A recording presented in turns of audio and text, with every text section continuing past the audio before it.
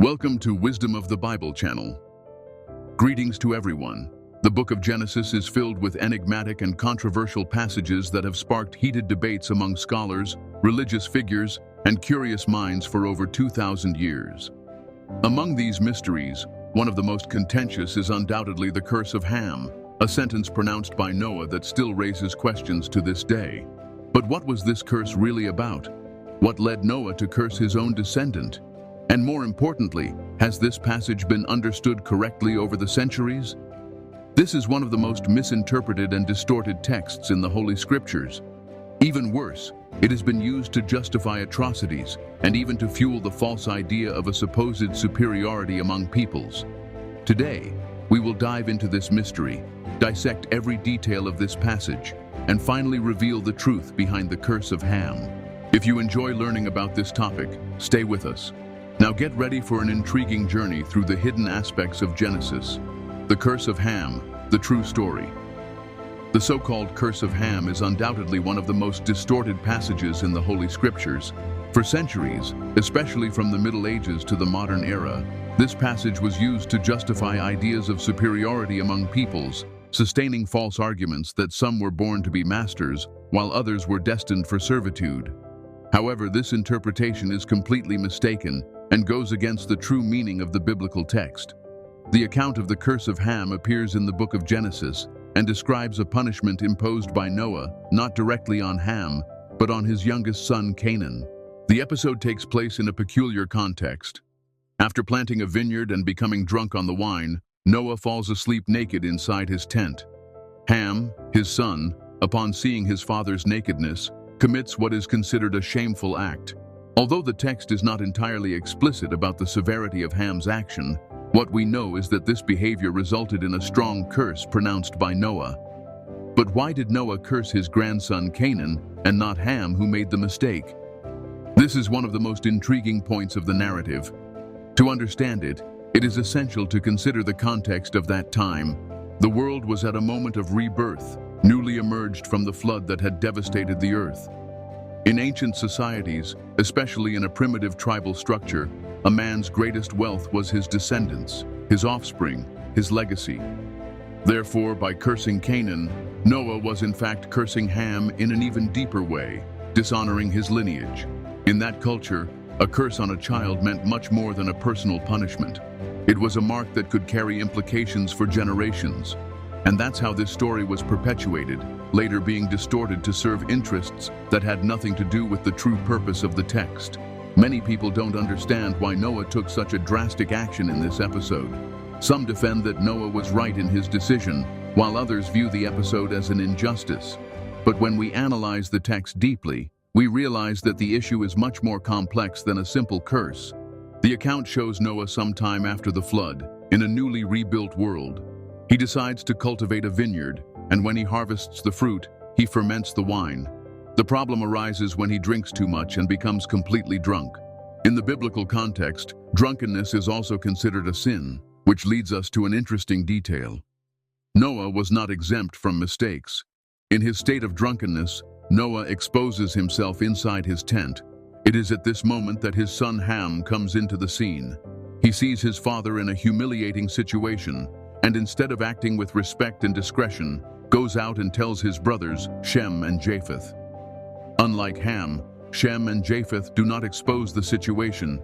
On the contrary, they walk backward and cover their father with a blanket, avoiding looking at his nakedness. The big question is, what was Ham's mistake? Many interpret that Noah was unjust in punishing him, especially because Noah himself was drunk.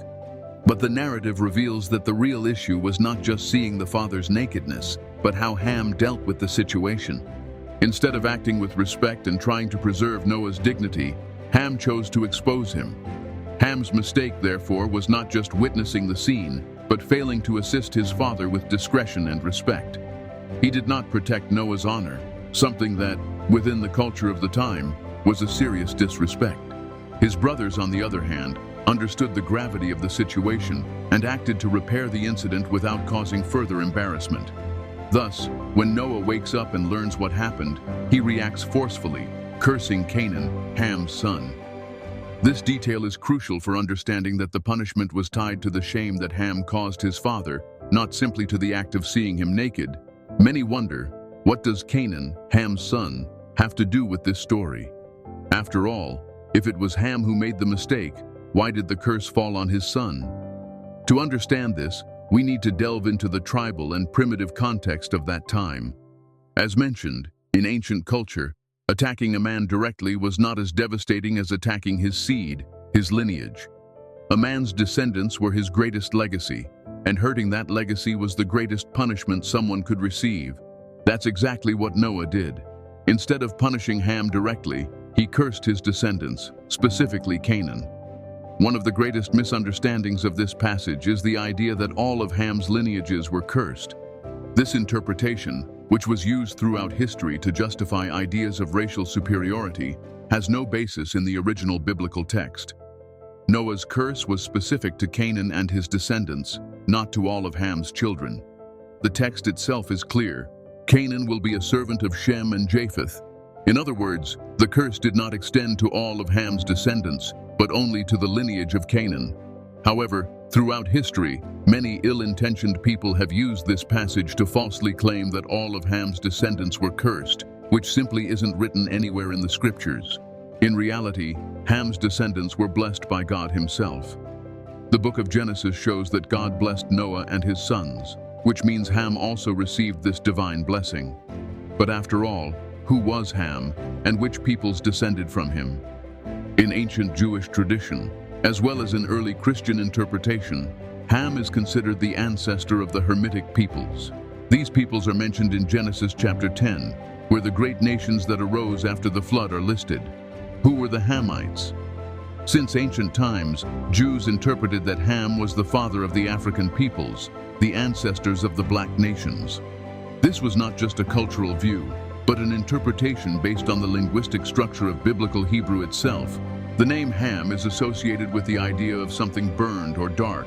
His son's name, Cush, literally means black, and the Cushite peoples were identified in the scriptures as black-skinned peoples. Thus, the Genesis narrative not only dismisses the false idea of a curse upon all of Ham's descendants, but also gives us a glimpse into the origins of many nations. The misinterpretation of this passage has been widely exploited throughout history, but the text itself contradicts this distorted view. Once again, it is crucial to emphasize a key point. Noah's curse did not affect all of Ham's descendants, but rather the lineage of Canaan, the Canaanites. According to Jewish sources, such as the Book of Jubilees, Canaan was given a second curse. Why? He took land that belonged to the descendants of Shem, disobeying both his father, Ham, and his brothers Cush, the ancestors of the Cushite peoples, or the black nations, and Mizraim, father of the ancient Egyptians, also of Ham's lineage. The account says that Ham and his other sons rebuked Canaan, warning him not to take possession of land that did not belong to him. However, Canaan disobeyed, and as a result, suffered the second curse. The scriptures show us that the Canaanites, throughout history, became an idolatrous people, engaging in acts considered abominable in the eyes of God. Thus, the curse on this lineage was confirmed. However, there is an essential detail that many ignore. This curse was not irreversible. The Bible itself reveals that many Canaanites were saved because they converted and began to follow the true God, the God of Noah, Abraham, Isaac, and Jacob. This means that, from the beginning, divine mercy allowed anyone, regardless of their lineage, to be redeemed through faith and obedience to God. A fascinating curiosity that many overlook is that several Canaanites were saved and played important roles in the biblical narrative. A classic example is Rahab, the Canaanite woman from the city of Jericho, who was rescued by her faith and ended up becoming part of the Messiah's lineage. Another notable name is Uriah the Hittite, who also descended from the Canaanite peoples. God himself became deeply angered with David for the murder of Uriah, showing that the Canaanite lineage was not irreversibly rejected by God.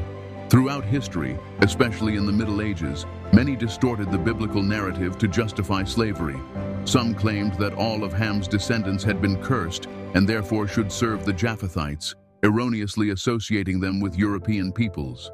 This idea was used to justify the enslavement of many peoples, especially Africans, over the centuries. However, the biblical and historical reality is quite different. Slavery was not exclusive to a single people. For example, the Israelites themselves were enslaved by the Egyptians, who were descendants of Ham. Centuries later, the Israelites were taken captive by the Babylonians, descendants of the Chaldeans, during the reign of Nebuchadnezzar. Interestingly, Abraham was also a Chaldean, highlighting the complexity of interactions between these peoples. The Celts and Germans, peoples with very fair skin, were likewise enslaved by the Romans, who saw these groups as barbarians, regardless of their skin color. In other words, the idea that the curse of Canaan was a divine justification for the enslavement of African peoples is a complete distortion of the Bible. This false interpretation was propagated for centuries, but it has no basis in the original biblical text. The true message of the scriptures teaches us that God's salvation and blessings are not determined by ethnicity or lineage, but by faith and obedience to the Creator. The Bible clearly shows us that various African peoples served the Lord, appearing throughout the scriptures as part of God's divine plan. God, in His infinite mercy, worked to rescue them from idolatry, sending prophets to call them back to the true faith. A striking example occurs in the book of Isaiah, where God commands the prophet to walk naked for 3 years as a prophetic sign to the Ethiopians and Egyptians, urging them to turn back to the Almighty God.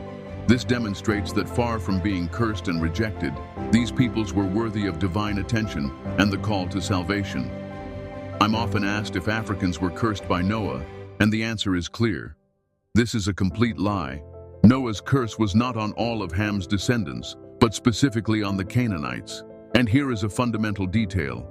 This curse did not come from God, but from Noah.